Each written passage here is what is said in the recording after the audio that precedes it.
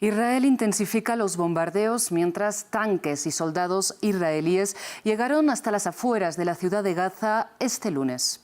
Una nueva fase de una guerra que oficialmente empezó el pasado 7 de octubre, cuando Hamás mató a 1.400 israelíes, según la cifra de Tel Aviv.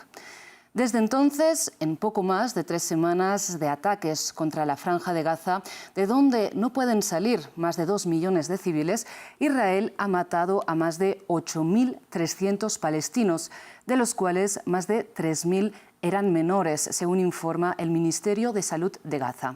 Ahora, ¿cuál es la estrategia, los objetivos y las posibles implicaciones de la invasión por tierra de Israel contra el enclave palestino? Abrimos el debate aquí en France 24 con Ariel Goldegewich. Él es director ejecutivo del Departamento de Liderazgo Juvenil de la Organización Sionista Mundial y exoficial en la Unidad de Fuerzas Especiales de Élite del Ejército de Israel. También nos acompaña para este debate Susana Khalil. Ella es politóloga, investigadora, activista y articulista en Al-Mayadin. Ariel y Susana, bienvenidos y muchas gracias por aceptar este debate aquí en France 24. Antes de empezar, les recuerdo a nuestra audiencia que pueden volver a repetir este y otros contenidos del debate en nuestro canal de YouTube y también en las principales plataformas de streaming. Ahora sí, damos inicio a este intercambio de ideas, de posiciones aquí en el debate de France 24. Y Ariel, empiezo con usted con una pregunta que también voy a trasladar luego a Susana para tener la visión de ambos al inicio de este programa. Y es, ¿cuál cree que es la estrategia a largo plazo detrás de las acciones militares de Israel contra la Franja de Gaza? Muy bien, muchas gracias, Rosana. Buenas tardes y buenas tardes a todos. Considero que la estrategia a largo plazo debe ser, primero y sobre todo, rescatar con urgencia a los secuestrados que están actualmente en manos del Hamás. Entre ellos, les recuerdo, más de 30 niños menores de edad, algunos con tan solo meses de edad. Más adelante, tiene que ser liberar al pueblo palestino de las manos de la organización terrorista, yihadista, fundamentalista del Hamás, que tiene como dictador en Gaza oprimiendo al pueblo palestino durante los últimos 15 años. Y ofrecer la posibilidad de poder convertir a la Franja de Gaza, ojalá en algo hermoso, una especie de Singapur en el que podamos vivir en conjunto, en paz y seguridad para todos. Susana, le traslado a usted esta misma pregunta, si quiere replicar ya a la primera intervención de Ariel. ¿Usted considera que la estrategia de ataques contra la Franja de Gaza puede convertirla en una especie de Singapur? No, la estrategia del régimen colonial de Israel contra la población originaria, contra la población nativa semita palestina, no es más que la continuación de un proceso de limpieza étnica y de exterminio contra la población nativa palestina. Esa es la estrategia desde la misma fundación, cuando se impone en 1948 desde Europa y por europeos un régimen colonial en la Palestina histórica, que fue en 1948, la llamada Al-Nakba, donde expulsaron al 80% de la población nativa y asesinaron al 5% de la población nativa. Posteriormente, en 1967, eso se llamó en 1948 el Nakba. Posteriormente viene el Naksa, que es en 1967, y es la otra gran expulsión del pueblo nativo originario semita palestino, y eso se llamó el Naksa en 1967. Y hoy, en el 2003, continúa ese proceso de limpieza étnica frente a ese régimen colonial, genocida y fascista llamado Israel, que no guarda ningún vínculo histórico con la antigua Israel de la Biblia, que no es más que la falsificación de la historia para ocultar hoy en el siglo XXI una brutalidad colonial, un anacronismo colonial hoy en el siglo XXI. El proyecto no es nada nuevo, es con la continuación del exterminio, del fin de un pueblo originario que lleva mucho más de 11.000 años en la luz de la historia de la humanidad. Es eso el proyecto del régimen colonial de Israel, y que se crea en Europa a través de un movimiento colonial que hoy no es más que un eurocentrismo, que por eso cuenta con el apoyo El régimen colonial de Israel va a continuar cometiendo todas las atrocidades que comete y la barbarie que comete porque cuenta con el apoyo de Europa y de los Estados Unidos, fuerzas imperiales, y es allí donde realmente hoy en el siglo XXI todavía estamos hablando de imperialismo, de fascismo y de colonialismo. Esto es un atentado contra la humanidad, esto es algo que realmente es un insulto a la fibra y a la esencia y a la espiritualidad humana. Insisto y cierro aquí diciendo que el proyecto del régimen colonial de Israel no es más que el exterminio de la población originaria, nativa, semita, cananea, levantina de la Palestina histórica, la Palestina árabe. Ariel, le doy a usted el turno de palabra y le añado la siguiente pregunta. El hecho de bombardear civiles, infraestructuras médicas, matar a menores, ¿no puede generar todavía más rencor, digamos, hacia el Estado de Israel, hacia el ejército israelí dentro de la población palestina que está sufriendo estos ataques, que está viendo morir a familiares, a amigos? Por supuesto, concuerdo 100% con lo que tú dices. Por supuesto que no concuerdo con nada de lo que dijo Susana ahora, que dio una falsedad histórica ininterrumpida, pero es irrelevante ahora. Lo que tú dices es muy serio y efectivamente hay personas que están muriendo ahora y nos duele a todos. Creo que es una gran diferencia, una quizás de las diferencias más esenciales entre lo que digo yo y lo que pasa en Israel en relación a lo que dice Susana.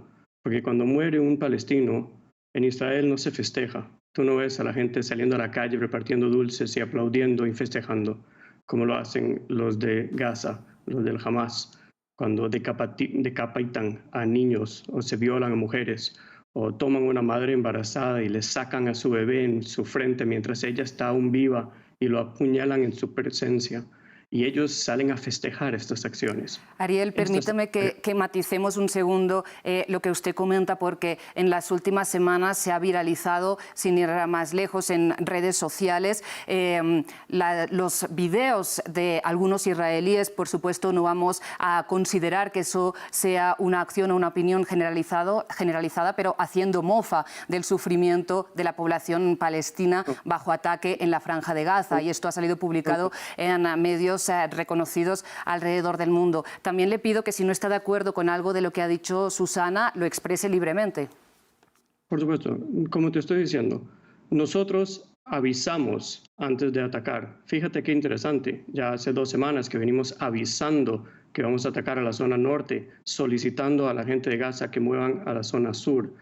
¿Tú crees que la gente de Gaza avisó a las aldeas en sus alrededores el 7 de octubre antes de atacar, que iban a atacar? ¿Tú crees que ellos les avisaron a las familias que asesinaron en sangre fría mientras dormían en sus camas o incendiaron en casas o amarraron a bebés juntos y los prendieron fuego para verlos cómo bailaban quemándose? ¿Les avisaron antes? Nosotros avisamos con tiempo.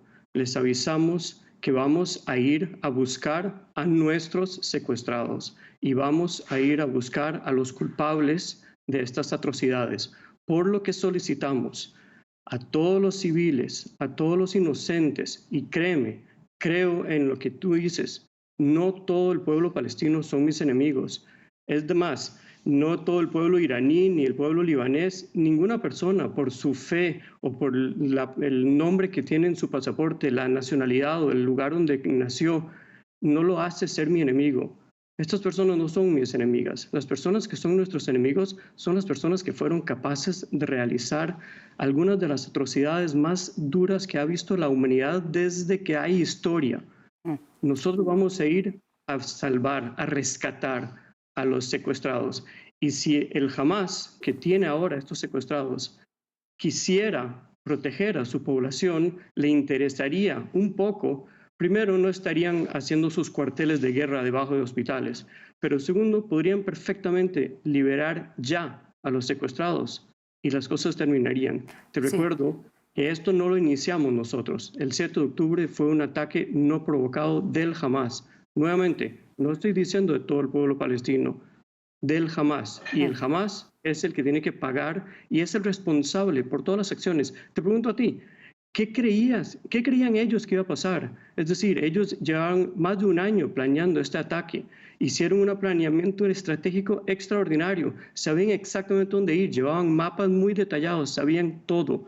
¿Qué crees? ¿Que no pensaron en qué iba a pasar el día siguiente cuando se llevaron a cientos de secuestrados, niños y niñas? Cuando llegaron a la fiesta y arrasaron con 260 personas y llevaron a otros secuestrados, ¿que no pensaban que íbamos a ir a buscarlos? ¿Pensaban que nosotros nos íbamos a sentar y decir, bueno, tienen razón, llévenselos, que les vaya bien? Por supuesto que sabían que íbamos a ir a buscarlos. Así que la pregunta aquí es, ¿qué responsabilidad tienen los que realizaron estas acciones, tanto por sus acciones del 7 de octubre como también por las reacciones? Porque como tú bien sabes, toda acción tiene una consecuencia. Sí, Ariel, le recuerdo que su compañera de debate en este caso es Susana, por lo que le traslado la pregunta a ella. Susana, ¿qué tan responsable considera usted que es Hamás de la situación actual de asedio, de ataque en la Franja de Gaza? Sí, excelente. Esto no empezó el 7 de octubre. Y si podemos hacer un poco de historia, históricamente, ¿qué hacen los pueblos nativos frente a cualquier fuerza colonial? Combatirlos y resistir para no desaparecer como pueblos. Y es el caso del pueblo nativo semita palestino, que frente a una colonización que comenzó en 1948 y que ha ido prolongándose, consolidándose y cuenta con todo el apoyo de las élites de dominación imperial. Entonces los pueblos se manifiestan y el pueblo palestino ha buscado todas las herramientas, tanto pacíficas, para manifestar su voz y clamar por la justicia, por la independencia como pueblo, como nación, que es, ante todo, es un pueblo. Ahora, que hoy el grupo político de resistencia militar armado, Hamás, hace resistencia, yo creo que eso, la lucha armada no es algo que amemos.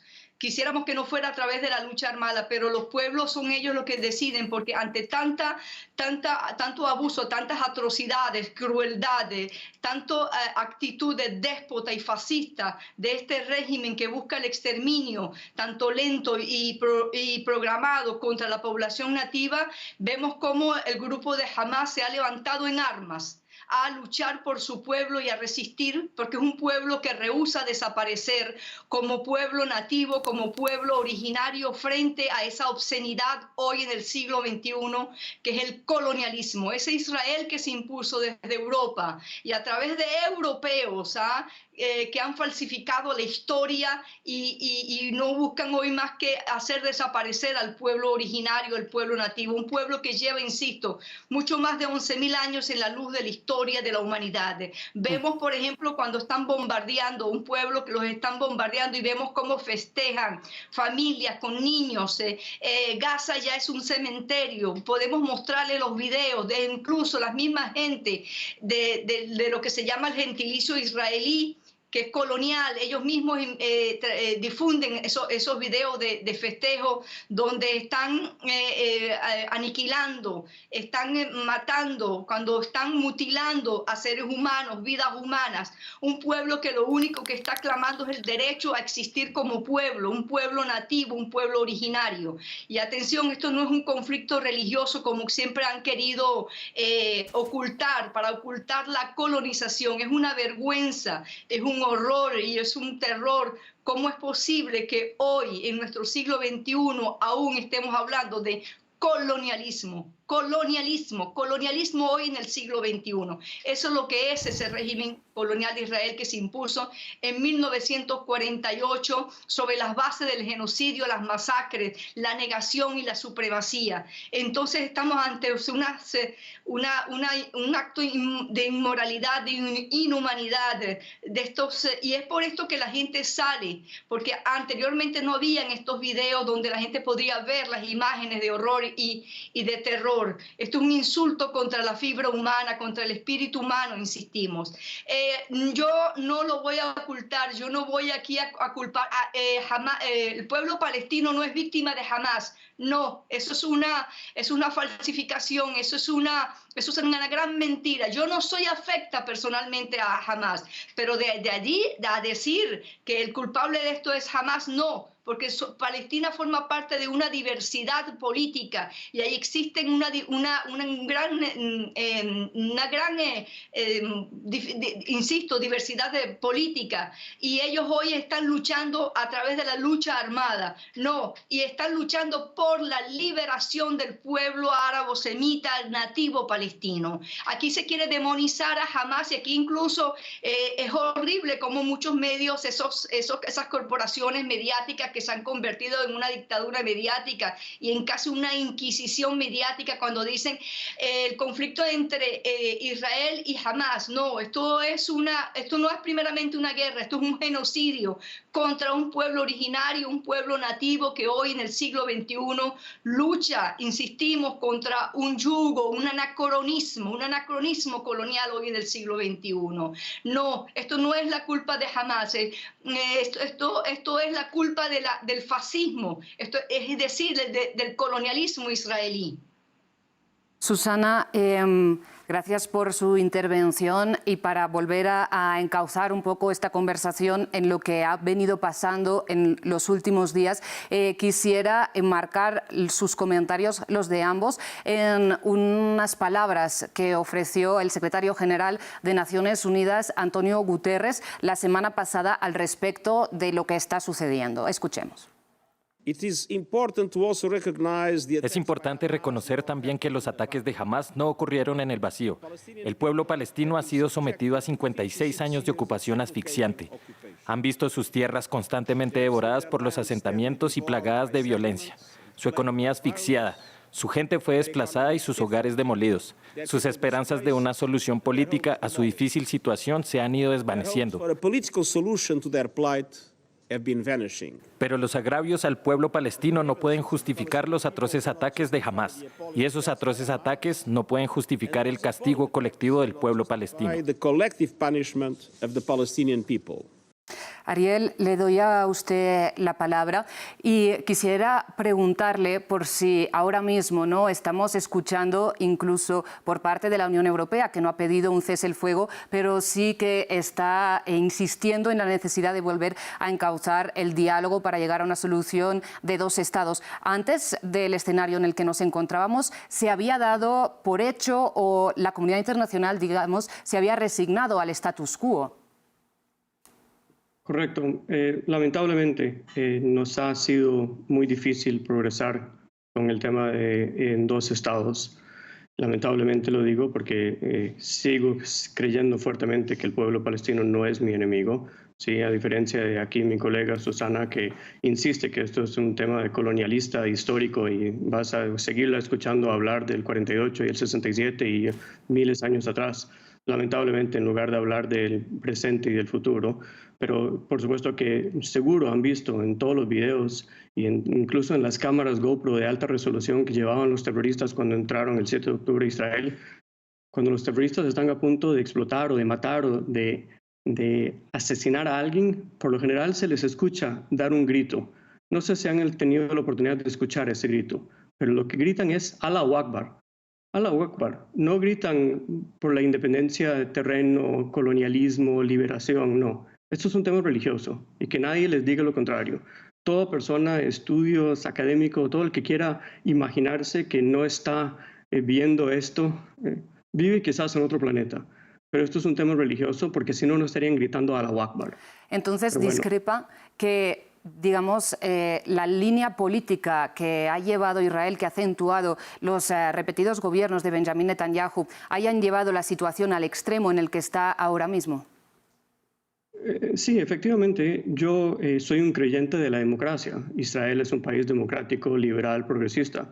Nosotros creemos en la democracia y por eso cuando se elige un gobierno de manera democrática, ese gobierno tiene el derecho de dirigir. Yo personalmente no voto por el gobierno de Benjamin Netanyahu y no concuerdo con sus maneras de tratar el tema palestino. Yo quisiera encontrar una solución más viable, pero te recuerdo que también hay muchos árabes que viven dentro de Israel.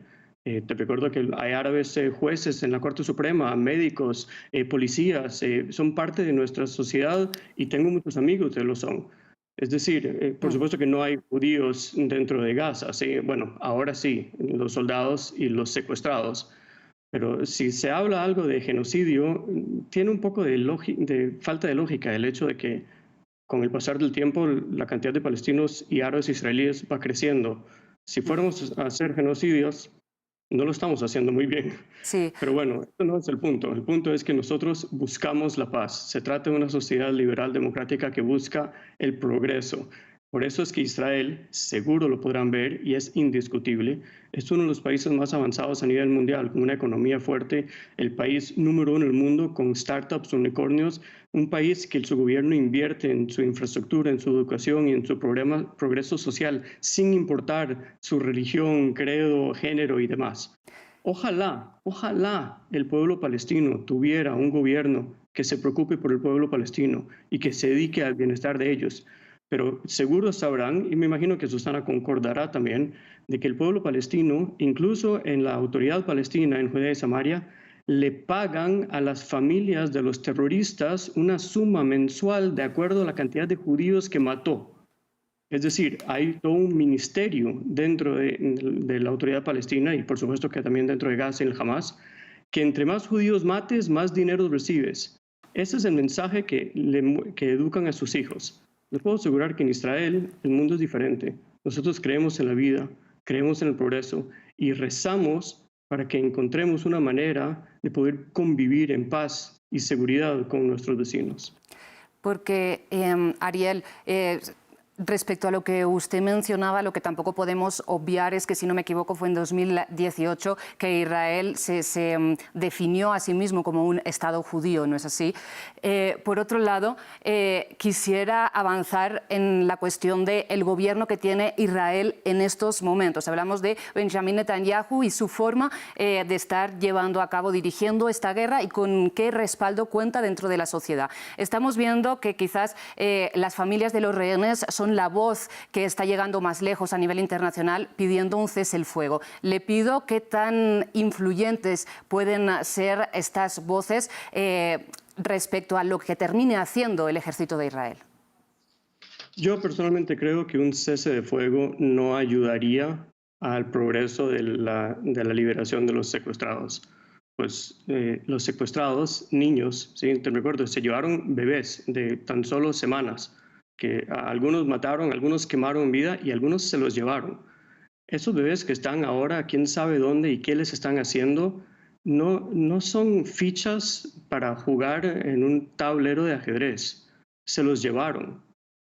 Por supuesto que vamos a ir a buscarlos y darles un cese de fuego para que ellos puedan reacomodarse y conseguir más armamento y entrar en una mejor situación para poder seguir luchando y para poder matar a más personas. Eso no tiene ninguna lógica.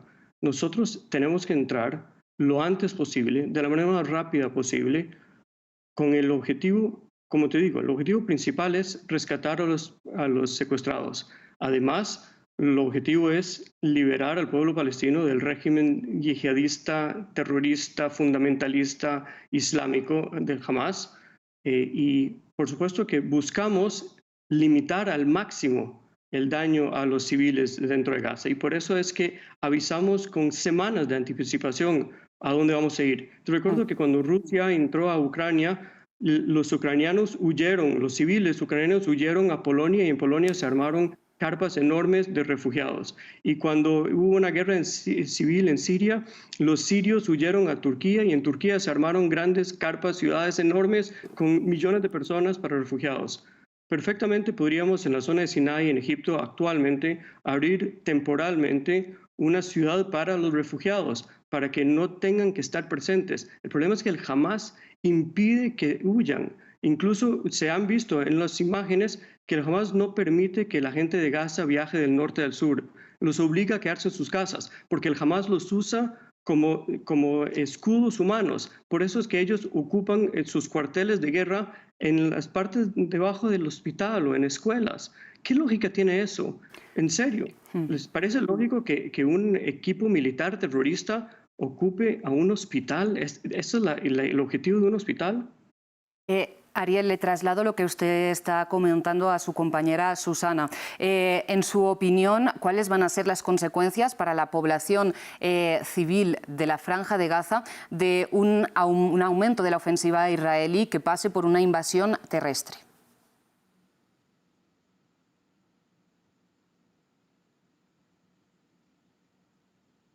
Susana, no sé si está fallando la conexión de audio. Le repito la pregunta, le pido respecto a lo que decía. La pregunta. Sí. Para mí la pregunta. Exacto. Sí, mira, yo primeramente quisiera decir algo, ¿no? O sea, tomar las palabras de la persona que está entrevistando. Cuando él dice que trasladar a la población nativa hacia el Sinaí, ahí está declarando temporalmente mentira, porque temporalmente también dijeron en el 1948, donde mis padres tuvieron que huir de Palestina en 1948. Y no, yo creo que si quieren hacer un memoricidio, y es importante tener la memoria, así como también la comunidad judía tiene la memoria del holocausto, que me parece que es justo, que tiene que tenerla. Entonces nosotros también tenemos derecho a tener el derecho a nuestra memoria. Cuando dice de trasladar a la población, o sea, 2 millones de seres humanos y llevarlos al desierto en carpas, porque llegaron estos arios indoeuropeos a crear un Estado-nación. Esto realmente es lo más déspota en nuestro tiempo histórico. El pueblo nativo de Gaza dice: no vamos a salir de nuestra tierra porque eso es lo que ellos quieren, porque la gran pesadilla que tiene el régimen colonial de Israel, ellos ya tomaron toda la Palestina histórica, pero la gran pesadilla es más que topográfica, es demográfica. Odian a una mujer embarazada. De hecho, el mismo ejército del régimen colonial de Israel ha presentado figuras, por ejemplo, donde dice: de un tiro mata a 2, es decir, una mujer embarazada. Estamos ante una sociedad de psicópata, fascista, colonial, que realmente detesta y odia al pueblo nativo semita palestino. Pero hay una cosa importante cuando se habla: el pueblo palestino no es víctima de Hamas. Sí. Y el hecho de hacer uso de la lucha armada, dicho sea de paso, no es algo que amemos. La lucha armada es un derecho internacional que está contemplado en el derecho internacional, en la resolución 3070, que establece que todo pueblo tiene derecho a defenderse, incluso a hacer uso de la lucha armada ante cualquier amenaza extranjera. Y eso es lo que está haciendo el pueblo palestino, porque en los últimos años ha estado siendo humillada, asfixiada, y más asfixia y más atrocidades y mayor atrocidades. Entonces se ha levantado en armas en contra de esta inhumanidad, de esta obscenidad que vive el pueblo palestino. Por otra parte, cuando se dice que esto es un conflicto religioso, por favor, no. Esto es un conflicto político de carácter colonial de un pueblo hoy en el siglo XXI. Sí. Déjeme decirle que yo soy palestina y yo soy atea, y yo no estoy luchando por religión. Yo estoy luchando por la independencia y por la liberación de mi pueblo nativo, originario, semita, cananeo, palestino. Ahora, lo que sí es, si hay una parte religiosa, sería de la parte del sionismo, porque son ustedes los que se pronuncian como Estado judío. Palestina no es ni islámica, ni judía, ni cristiana. Palestina es árabe, del semitismo árabe, de la etnicidad árabe. ¿Y qué son los judíos? ¿Un pueblo o una religión? ¿O son dos cosas juntas? Entonces, ¿dónde queda nuestro secularismo? ¿Dónde quedan nuestros valores seculares? Donde hoy, por ejemplo, una comunidad religiosa además se presenta como Estado-nación, pero sobre las bases del exterminio y del genocidio de la población originaria, reclamando de que se trata del retorno a la tierra ancestral de después de 2000 años. Caramba, eso tiene música, toda una esplendorosa falsificación de la historia, cargada de todo ese manto de épica y epopeya, y que no es más que la falsificación de la historia para justificar hoy en el siglo XXI un colonialismo. Es lamentable también cómo utilizan a muchas personas que le dicen: si no defiendes a Israel te quemarás en las llamas del infierno.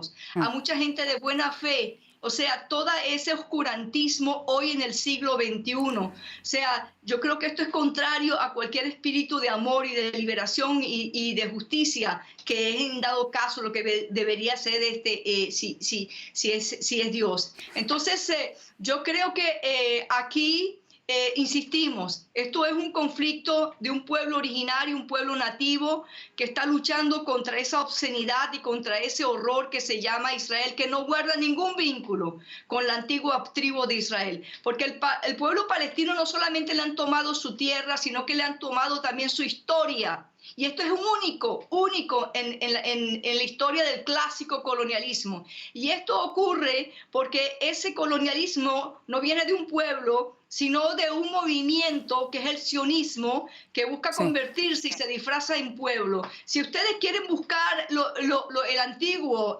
hebreo, los antiguos hebreos, porque el israelí no es israelita, y si quieren buscar, y esto lo dicen las mismos historiadores israelíes como Shlomo Zahn, que lo dice perfectamente, que dice: si ustedes quieren buscar dónde está el antiguo pueblo hebreo, búsquenlo en los genes de los semitas palestinos o libaneses o sirios o iraquíes o jordanos. Entonces aquí ha habido una mega falsificación de la historia, y aquí estamos ante un genocidio, estamos ante el exterminio de un pueblo que rehúsa desaparecer. No, quieren ahora expulsar al pueblo nativo palestino al desierto de Sinaí y ponerlos en carpas, como pasó en el 1948, como pasó en 1967, y ahora quieren volver porque necesitan el exterminio de ese pueblo nativo. Esto es una vergüenza, esto es un horror, esto es una obscenidad, esto es un atentado contra la humanidad. Susana, para ir cerrando, porque nos estamos quedando sin tiempo, le pregunto, en pocas palabras, ¿qué pueden hacer los palestinos para, como usted dice, liberarse y, en su opinión, pueden llegar a convivir pacíficamente en un Estado palestino al lado de un Estado israelí? En pocas palabras, por favor, que también quiero las conclusiones de Ariel. ¿La palabra la tiene Ariel? No, usted.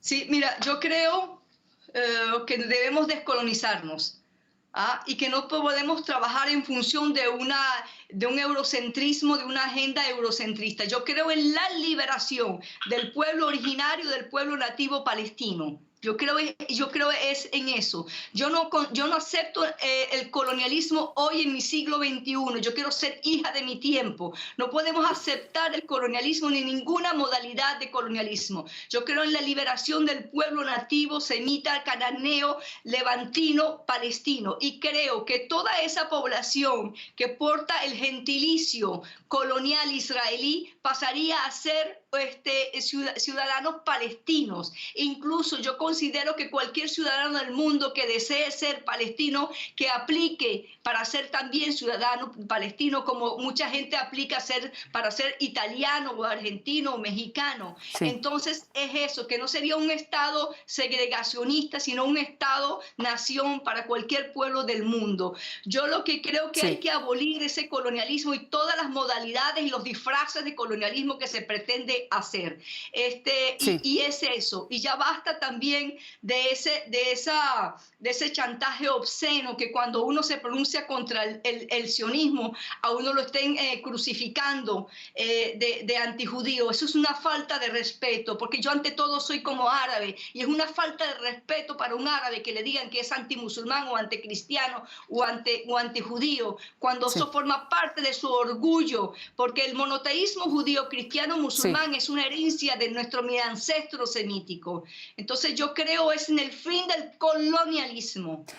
Ariel, le pido su conclusión. Se nos ha agotado el tiempo. Le pido en pocas palabras cómo puede concluir esta guerra en la que está sumida ahora mismo la Franja de Gaza, cómo de aquí podemos pasar a un estado de paz más o menos duradera.